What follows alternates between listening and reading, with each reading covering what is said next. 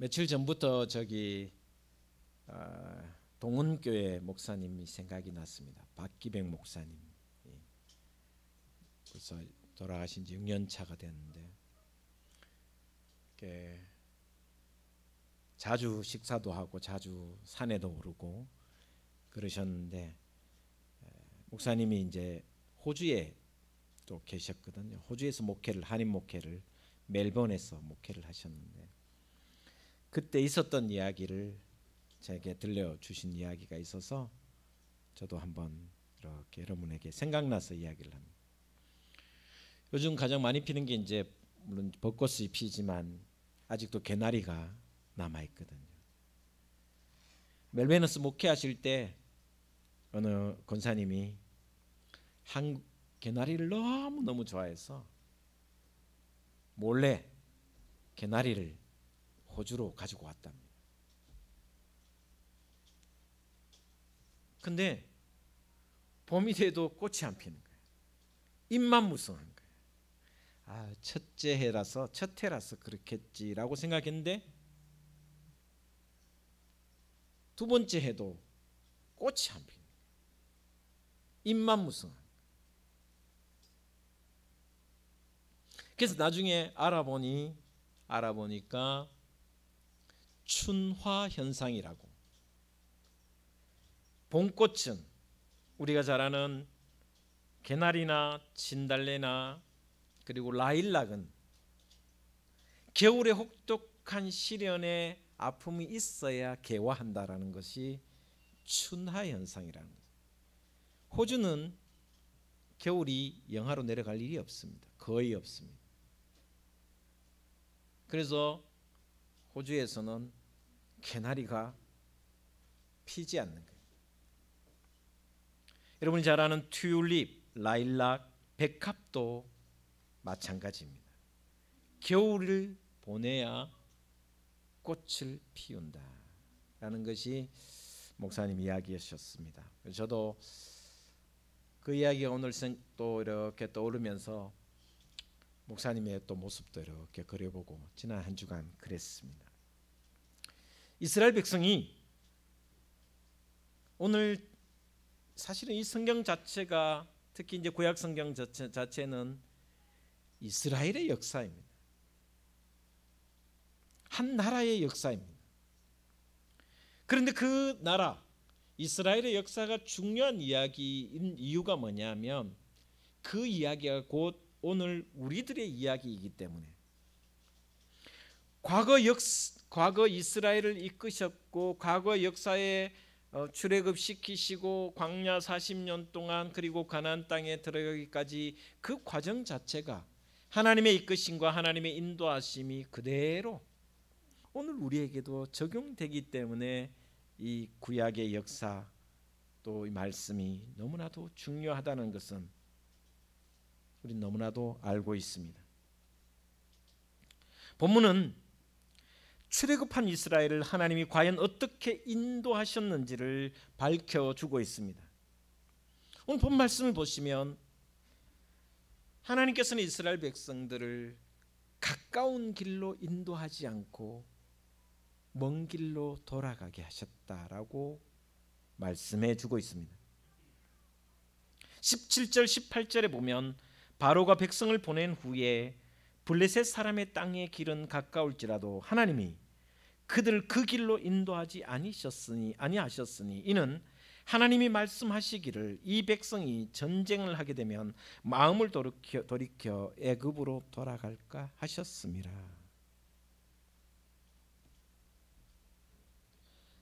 그리고 하나님이 홍해의 광야길로 돌려 백성을 인도하십니다. 애굽에서 가나안까지는, 애굽에서 이스라엘 땅까지는 걸어서 빠른 걸음으로 가면 열흘도 걸리지 않습니다. 블레셋을 통과하면 일주일 만에도 갈 수 있습니다. 아무리 사람이 많을지라도, 걸음이 느린 어른들이 계실지라도 한 달이면 갈 수 있는 거리가 바로 가나안 땅입니다. 그런 짧은 거리임에도 불구하고 하나님은 왜 바로 가나안 땅으로 보내시지 않으셨을까? 그것은 바로 이스라엘 백성을 위해서였습니다. 하나님은 블레셋에 있는 땅을 지나가게 하지 않고 먼 길을 돌아서 결국 홍해 광야길로 그들을 이끌어 가십니다. 그 광야는 시내 광야를 말합니다. 가까운 길과는 너무나도 반대 방향으로 그야말로 험난한 길을 걸어서 보내셨다라는 것이 성경의 기록입니다.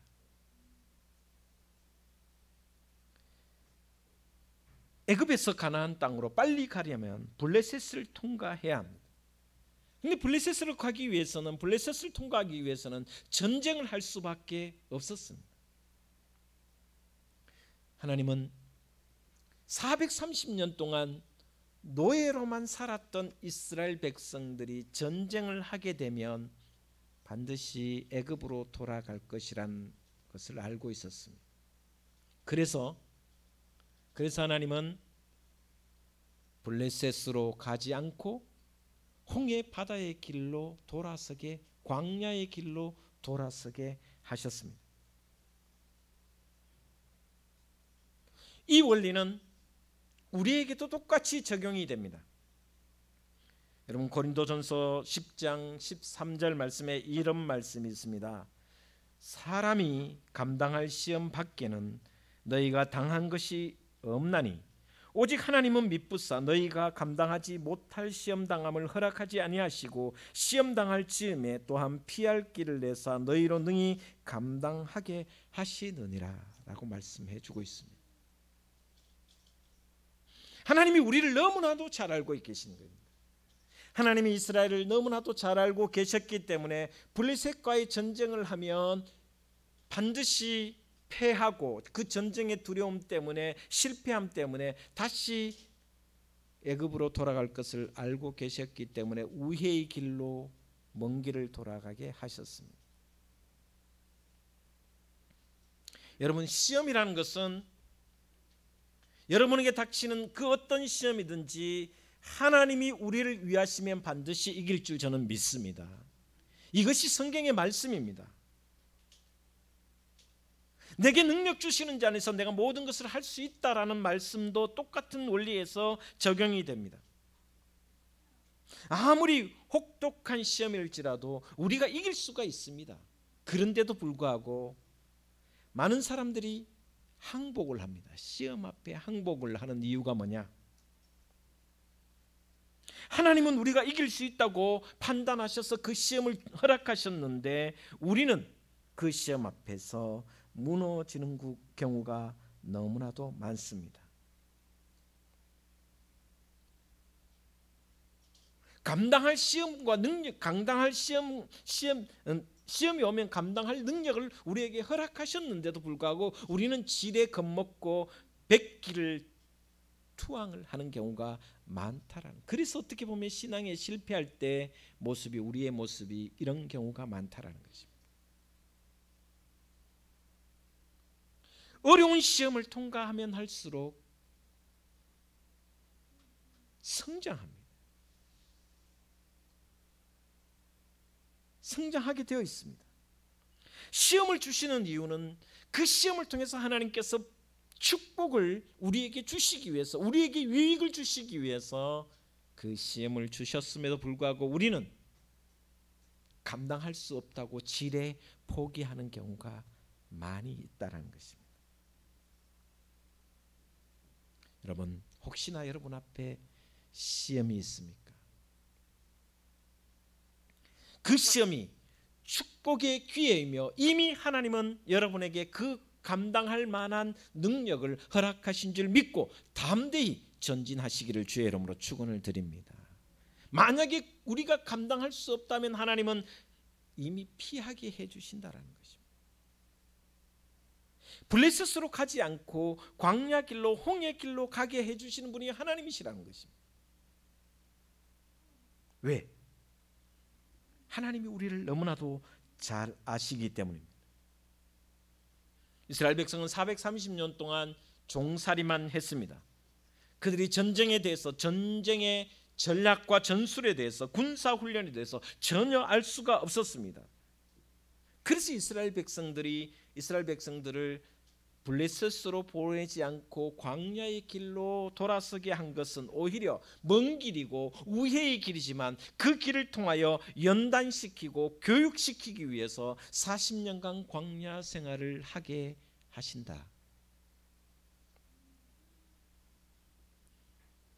여러분, 만약에 이스라엘 백성이 일주일 만에, 아니 한 달 만에 가나안 땅에 들어갔으면 어떻을까?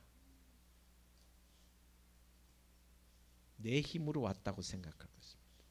아무런 걸림돌도 없이 가나안 땅에 그냥 무혈 입성했다면 그들은 은혜를 생각하지 못했을 것입니다.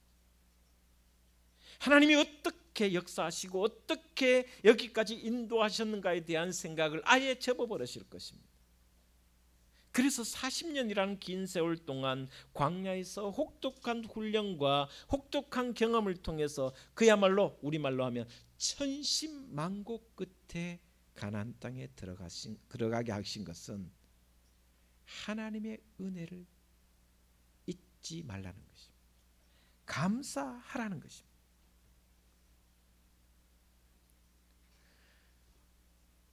어떤 두 사람이 산을 올랐습니다. 돌짝이 너무 많았습니다. 한라산 가면 돌이 많은데 돌짝이 너무 많으니까 앞에 가는 사람이 계속 불평을 했습니다. 이 산은 왜 이래 돌이 많아서 걷기가 힘든지 모르겠다고. 그런데 뒤에 따르는 친구는 야 디딤돌이 되니까 좋다야. 앞에 있는 사람은 이것이 걸림돌이고 뒤에 있는 사람은 올라가면서 야 디딤돌이다 야. 오히려 좋구만. 감사하자. 여러분, 똑같은 산길을 오르면서 한 사람은 불평과 불만을 털어놓습니다. 이 산은 왜 이래 돌이 많은지, 발바닥 아파서 너무 힘든다고, 내려가자고. 그러나 뒤에 있는 친구는 이것이 어떻게 걸림돌이냐고,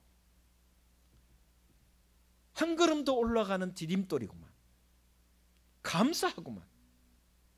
그러면서 신나게 올라가는.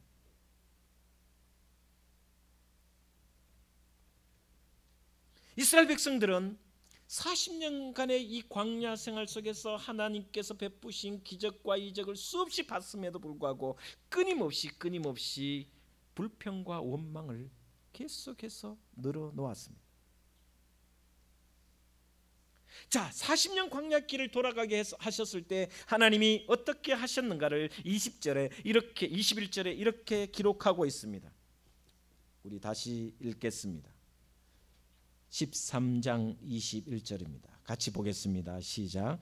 여호와께서 그들 앞에서 가시며, 할렐루야. 어떻게 가셨다고요? 광야길이 힘든 길이고, 광야길이 어려운 길이고, 광야가 쉽지 않은 길이지만 하나님이 앞서 가신다고 말씀해 주고 있습니다.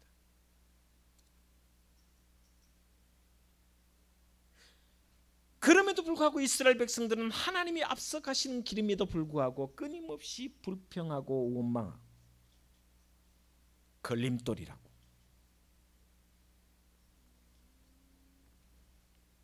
하나님이 친히 그 험한 광야길을 백성들 앞에서 걸음을 앞서 가시고 계십니다. 예수님이 우리를 향하여, 제자들을 향하여 이렇게 말씀합니다. 나를 따르라. 여러분, 나를 따르라는 말은 무슨 의미입니까? 우리가 주님의 길을 가는 데 있어서 주님이 나보다 앞서 가신다는 말씀입니다. 여러분의 믿음의 길을, 기도의 길을, 또한 순례의 길을 가는 그 길에 언제나 주님이 앞서 가시는 줄 믿습니다. 이것이 신앙의 삶입니다. 그런데 왜 우리는 주님이 앞서가시는 그 길에 주님을 바라보지 않고 멀찍이 떨어져 가다가 방황하며 원망하고 불평하는지? 이스라엘 백성들이 광야에서 하나님이 앞서가시는 모습을 보았음에도 불구하고, 홍해바다가 갈라지는 것을 보았음에도 불구하고, 반석에서 물이 나는 기적을 체험하는 것을 보았고, 하나님이 역사하시는 것을 보았음에도 불구하고 그들은 앞서가시는 하나님을 바라보지 않습니다. 지금 당장 죽게 되온 거, 지금 당장 배고픈 거, 지금 당장 목마른 것에 불만과 불평을 터뜨리면서 심지어 민수기를 보시면 가나안 땅 코앞에 왔습니다. 12정탐꾼을 보냈습니다. 이제 눈앞에 가나안 땅이 보이는데도 불구하고 12정탐꾼이 돌아와서는 그들이 얼마나 울부짖었는지를 우리는 성경을 통해서 알고 있습니다. 밤을 새워서 통곡했습니다. 우리가 애굽에 살았더라면 이렇게 아픔을 당하지 않을 텐데 어떻게 우리가 이런 모습으로 살아야 되느냐고 하나님을 원망하고 모세를 향하여 돌을 들고 죽이려고 합니다.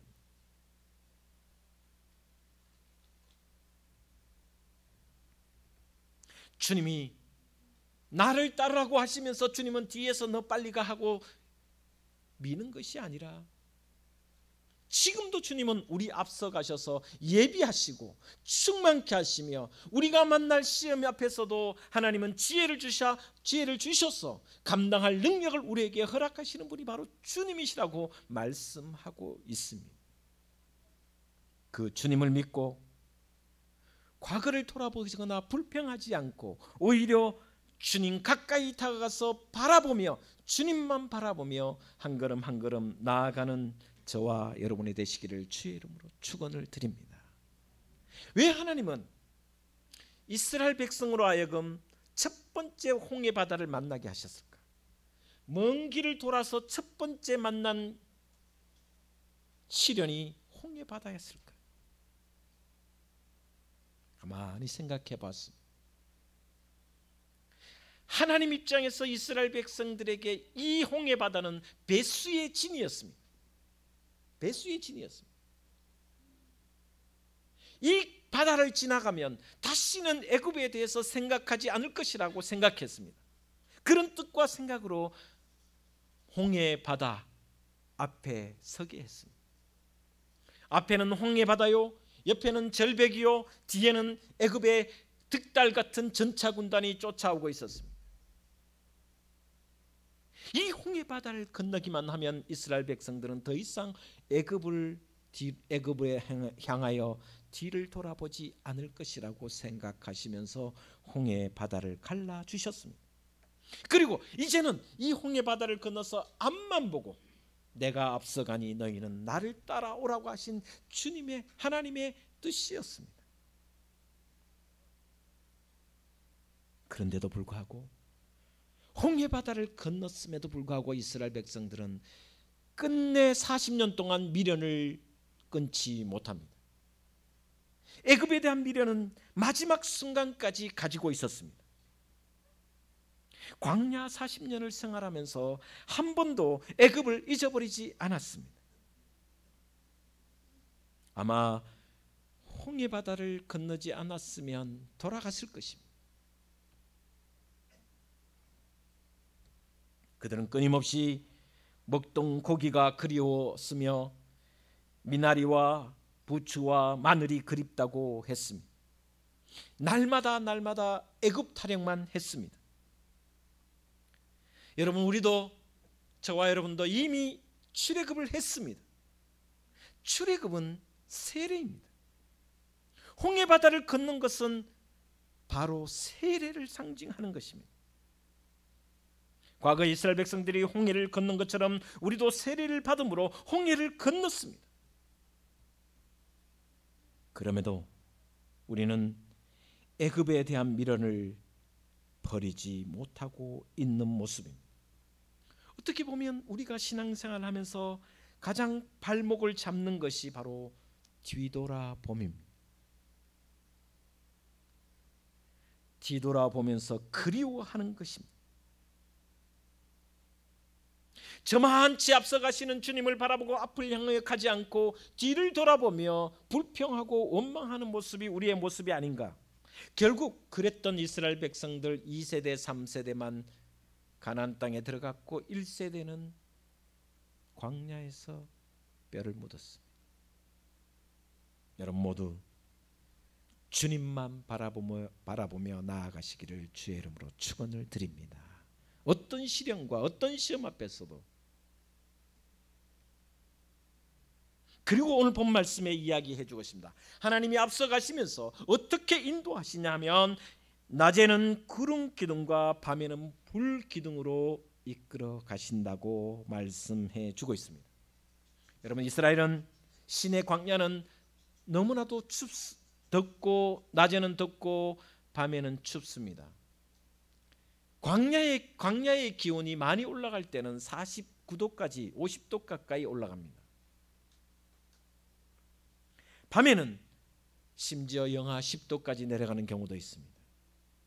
생각해 보시면 낮에 50도에서 밤에 기온이 영하 5도만 내려가도, 아니 영상 1도만 되어도 거의 50도의 차이가 납니다. 그러면 얼어 죽습니다. 얼어 죽습니다. 얼마 전 겨울이 끝나고 어느 나라에 동사자가 200명 나왔어요. 왜? 너무 추워갖고. 근데 영하 몇 도냐? 영하가 아니었어요. 영상 5도였어요. 근데 왜 죽냐? 그 나라는 따뜻한 기온의 나라였기 때문에 영상 5도만 돼도 우리 영하 한 10몇 도처럼 추운 거예요. 그럼 동사했어요. 많은 사람이 얼어 죽었어요. 시내 광야는 일교차만 40도 이상이 늘 났습니다. 최악의 환경이었습니다. 그 최악의 환경 속에서도 그들이 얼어 죽은 사람이 한 사람 없었습니다. 굶어 죽은 사람 한 사람 없었습니다. 옷이 없어서 헐벗은 사람도 없었습니다. 신발이 없어서 맨발로 다닌 사람도 없었습니다. 그들이 죽은 이유는 딱 하나였습니다. 과거를 그리워하다가 죽었습니다. 원망과 불평하다가 죽었습니다. 끊임없이 그들은 농사도 짓지 않았습니다. 땅 한 평 일구지도 않았음에도 불구하고 그들은 메추라기와 만나를 먹었으며 생수를 마실 수 있었습니다. 지금도 하나님은 그 방법으로 우리를 이끌어가고 계십니다. 낮에는 구름 기둥으로, 밤에는 구름 기둥으로. 다시 말하면 저와 여러분의 걸음걸음마다 내 힘으로 살아가는 것이 아니라 오직 하나님의 은혜로만 살아간다라는 것을 날마다 고백하시기를 주의 이름으로 축원을 드립니다. 내 힘으로 사는 것 같지만 내 힘으로 살 수 있는 사람 없습니다.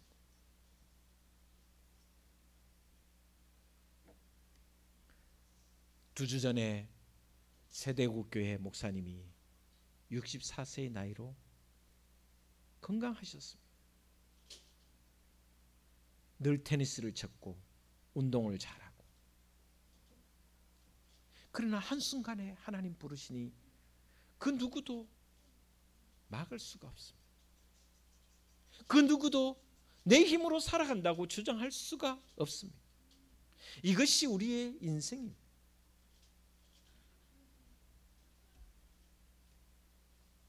과거 이스라엘의 광야 생활과 지금 이 시대를 살아가는 우리의 삶이 결코 다르지 않습니다.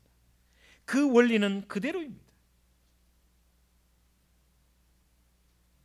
이스라엘 백성들이 굶어 죽지 않았으며 헐벗지 않았으며 신발이 제대로 없어도 발이 부르트지 않았으며 오직 하나님의 은혜로 광야 40년을 지냈음에도 불구하고 그들은 언제나 불평과 원망만 사여갔습니다. 다들 힘들다고 합니다. 전쟁으로 인해서 세계적인 아픔이 있고 경제적인 어려움이 있고 또 한국도 지금 너무나도 경제적으로 어려움이 많습니다. 지난해부터 올해까지 적자만 해도 수백억 달러라고 합니다.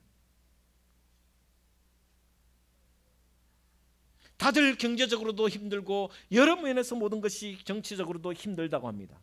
그러나 그럼에도 불구하고 걱정하지 말아야 할 것은 하나님이 구름 기둥과 불 기둥으로 앞서 가셔서 우리를 인도하시기 때문에 들의 백합화를 보라, 들의 공중나는 새를 보라. 심지도 않고 거두지도 않았지만 하물며 그들을 이렇게 먹이시거든 너희일까 보냐라고 말씀하시는 주님의 음성이 지금도 우리 귓가에 들려져야 합니다. 오늘 하루 또 한 주간 이 사순절 기간에 오직 주님만 바라보며 불평보다 원망보다 감사와 은혜를 생각하며 한 걸음 한 걸음 나아가는 저와 여러분이 되셔서 이 한 주간이 하나님을 기쁘시게 하고 사람들에게는 그 은혜의 삶을 보여주는, 그래서 사람들에게도 칭찬 듣는 하나님의 백성들 다 되시기를 주의 이름으로 축원을 드립니다. 기도하겠습니다. 주님,